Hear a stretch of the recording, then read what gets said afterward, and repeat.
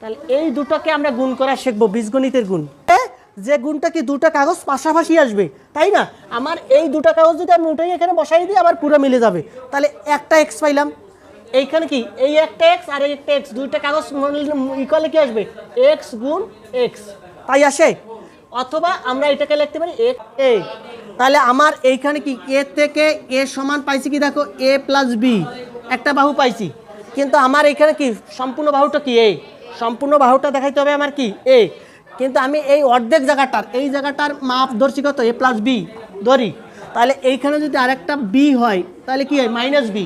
তাহলে কি এইটাকে যখন যোগ করব তাহলে এখানে কি এটা বি আর বি কাটা যায়, তখন কি এই বি আর বি কাটা যায়, তাহলে এ থাকে এ সমান এ। তাহলে আমার এই জায়গাটুকের মান ধরবো কি বি। বোঝা গেছে? আমার এ প্লাস বি যোগ হয়েছে কি বিয়োগ হয়েছে বি, এটা কি বিয়োগ বি। এই অংশটাকে আমি যদি বাদ দিতে চাই বিয়োগ দিলাম, এটাকে কি দেবো বাদ। তাহলে আমার কি এখানে কি বি। তাহলে আমার এখানে এ প্লাস বি সম্পূর্ণটা কি আছে এ প্লাস বি।